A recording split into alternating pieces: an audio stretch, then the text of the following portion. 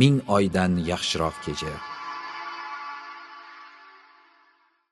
Qur'oni Karimda shunday deyiladi: Bismillahirrohmanirrohim.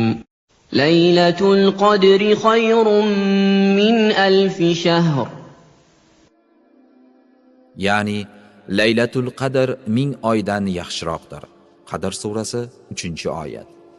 Buning ma'nosi Qadr kechasi 1000 oyga teng degani emas va 1001 oyga teng degani ham emas, balki bu kecha 1000 oydan ko'ra ancha yaxshiroq kechadir. Uning hisobini biz bila olmaymiz. Bu ne'matni izlang. Qadr kechasini oxirgi 10 kunlikka yashirilgani Alloh taoloning hikmatidir. Bunday ulug' ne'matning vaqti shunchaki aytib qo'yilganida uning qadri bo'lmas edi. Shuning uchun bu ne'matga erishish yo'lida mashaqqat ham chekish kerak. U zot bizga Laylatul Qadrni qaysi kechaga yashiringanini bildirmadi. Faqatgina oxirgi 10 kunlikda, yana ham aniqrog'i tog' kechalarda kelishini aytdi. Agar bir yil 25-kechada kelgan bo'lsa, keyingi yil 21-chi, undan keyingi yillarda 23-chi, 27-kechada kelishi ham mumkin. Turli xil kechalarda kelaveradi. Endi agar sizni Qadr kechasini topish va uning barokatlariga ega bo'lish qiziqtirsa, u holda ushbu 5 kechada bedor turishga harakat qiling. Shunday ulug' fazilatni qozonish uchun ushbu 5 kechani bedor o'tkazish aslo qiyin ish emasdir. Qadr kechasi yig'in va ma'ruzalar kechasi emas. Ba'zi odamlar bu kechani jamoaviy yig'inlar uchun tayin qilib olishgan. Bugun falonchi domlaning ma'ruzasi bo'ladi, da'vat qiladi deya tashkillashtirayotgan katta-katta ziyofatlarga umrlar, ne kechalar qurbon bo'lyapti. Do'stim, bu Qadr kechasining fazilatini bayon qilish va uni qanday o'tkazish yo'lini o'rgatish uchun yig'in va marosimlarni oldinroq qilib oling. Bu kecha kelganda esa faqat ibodat ila mashg'ul bo'ling. Chunki bu kecha amal qilish kechasidir. Bu kechada va'z qilishning misoli shunga o'xshaydi. Bir kishi o'yin maydoniga kelib, chigal yozda mashqlarni boshlab yubordi.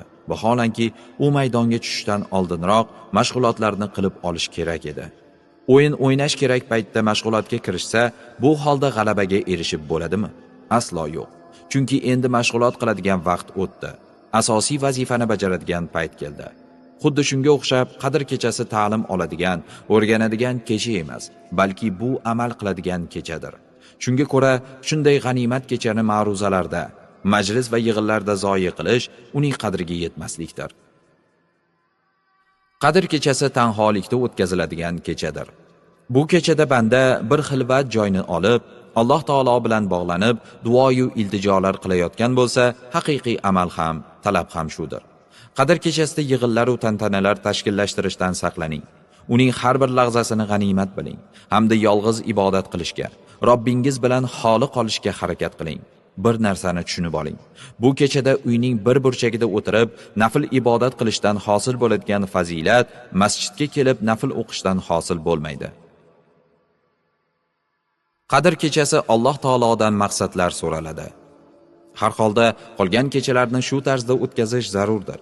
Agar Alloh taolo bizga bu kechalarda ibodatga tavfiq ato qilgan bo'lsa, dunyoviy, diniy, maishiy maqsadlaringizni ham, yurt, millat va jamiyatingizga tegishli maqsadlaringizni ham barchasini so'rab olavering. Allohim, o'zingning fazling va karaming ila bizning holatimizni isloh qil deb duo qiling. Agar biz bu kechalarni mana shu tarzda o'tkazib olsak, u holda inshaalloh bu Ramazon ham muborak. Bu kechalar ham, undagi duolar ham muborakdir. Alloh taolo ushbu Ramazonning har lahzasini to'g'ri maqsadda o'tkazishga tavfiq ato qilsin. Amin.